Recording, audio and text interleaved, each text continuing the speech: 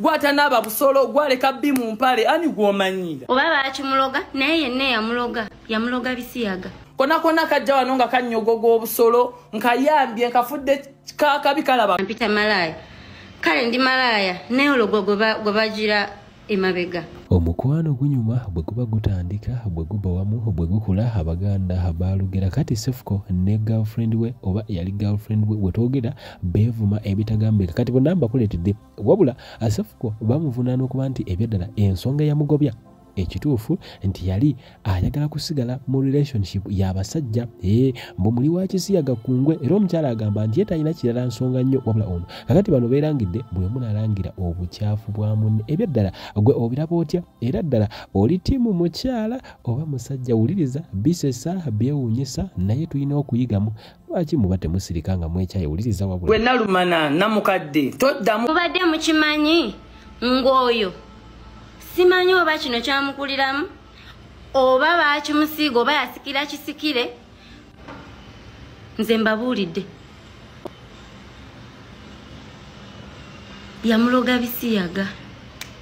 wano tolina kyongamba genda eryo yasamira eri kazunza olutwe kazunza obugulu akabi kalaba kakabi gwe malaya wali weetunda Salama Road n'ennyumba ne bakugoba nodde wange nga bakugobye mukazi wo yakugobe yali akusiyaga nodde wange ate nenkuyamba n'obeerawo ate ebbanga lyobadde nange mbuliri bulijjo okukuba omugongo wankugamba sikwagala kyekikuluma katolowooza mbu ni musiyazi gwamanyi omusiyazi abadde nga akuzina tekuobadde ofiira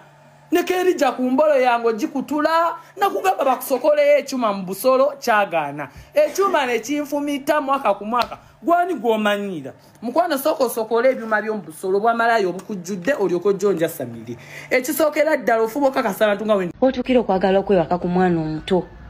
toyina kyongamba gwe mbu sirina kyenkusinga yes bansuza nga wogambye bansuza naye leka bansuza eno nga sisuze eyo mu basiyazi okitegeera leka nsule eno nga sisuze mu basiyazi leka nsule eno nga sisuze mu basiyazi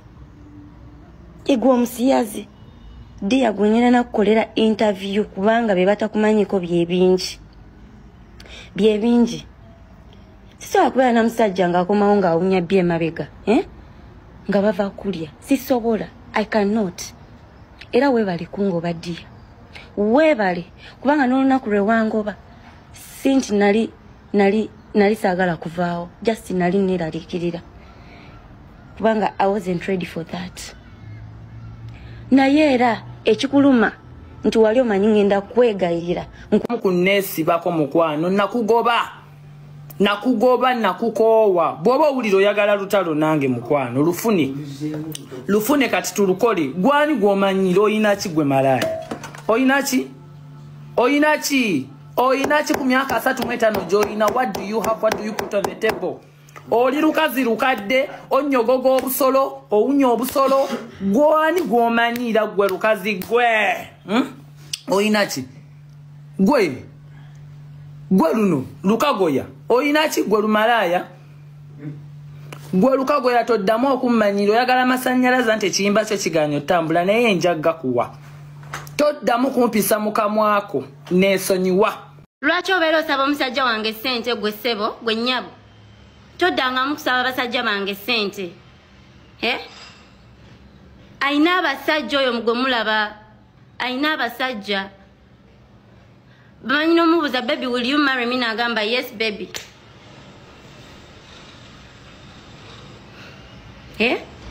mbw ali eri anvuma ebyo ebyasaha teyali sitanti era waba yabagambye sitanti abalimba ali kwegumya olw'okubanga yandabye nga nkola oluyimba lwa King Saha n'akomentinga kati kimuluma okitegeera teyali sitanti akokola babatulumba ewaka akantu ako katiitizi temukalaba kubeera aneno ku media nekefuula mbunno mbuki tolina kibanda gwe bakibanda batuufu tebabeeranga gwe toli kibanda toli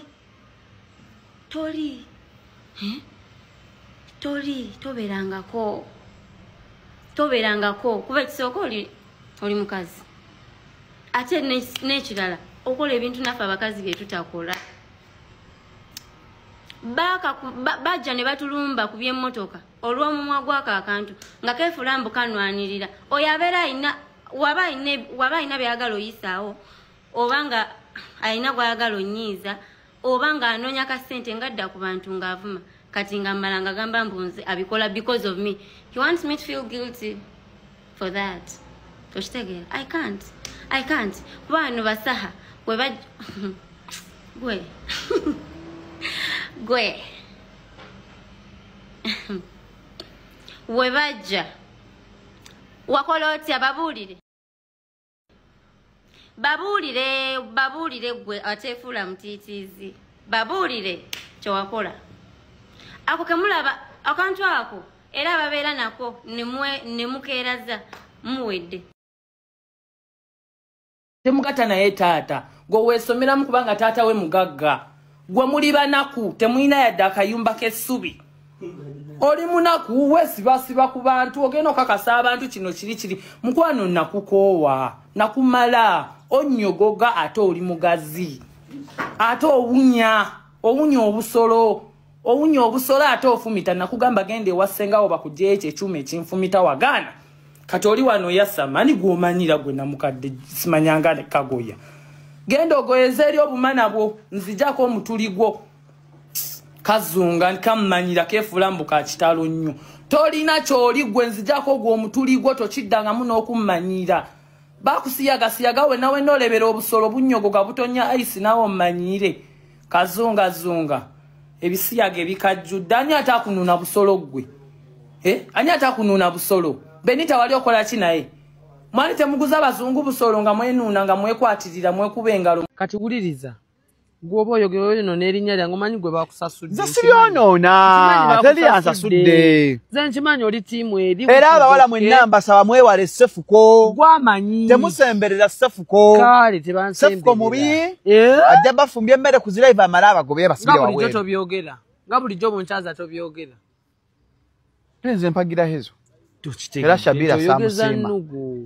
Shabira teyajja kufumba neta ajja kuyimba mukwano gwange ate yajja kuyimba ate kati sawa zino twagala kwogera ku Carol Sky ate oleeta bashabira oleeta bano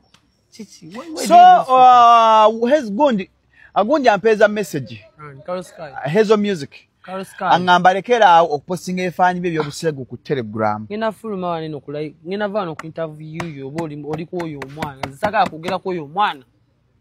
yantamye namumaze twamaze twavudde is not happy with you agenda ku police wamuba bifaanyi ngo bimukase ani yamukaka byogera kati abiraba kati okimanyi ebyo ebifaananyi byoyogerako sina kye mbimanyiko eyabiteekayo Hezo oyo mwana omanyi engeri gyagala trending gwokimanyi yatako n'obutambi bwe ng'ali bwereere tekisoboka gwamanyi nze gambe abaana baagala nnyo trending nga kati ali mu byogera just kununalinyani ne sijja muvuma she's provoking me muvume naye sijja muvuma namumya amasannyalazi namubodde bw'aba yayagala kunvuma avume paka waakuwa nze sijja muvuma ebyo byonna those are insults to provoke me so that muvuma sijja kumuvuma ayogere byonna byayagala bw'aba yagala agende ne ku poliisi agulewo emisango tujja kujja tuwoze lwaki wamulikodinga I'm a law abiding citizen tobuuza by'otamanyi nzize nsagala ove ku mulamu wa Shalom omulama oba oguvuddeko nga tugikomye wano interview nzize kugira ku kampeereza message tobimbuuza ebyo nebanga please move on and him baakukyawa ate nze moving on wanze yagoba nakwata ne nkugamba tambula oviiri ate moving on biki golaba muliko golaba muvuma ng'abalala we batera ovaawo ne mbavuma ekyo kiraga ki omuntu wabata anti yo omukyawe kakwinako ebyama yamanyi kati okyo muvuma ani ati omuvuma ani simuvumangako simuvumangako leave me alone nze sikulinaako obuzibu genda okole ebintu byo go and do your music okay sikulinaako obuzibu ndeka just weekako kitegeere nti nze sikuwagala and I can't force.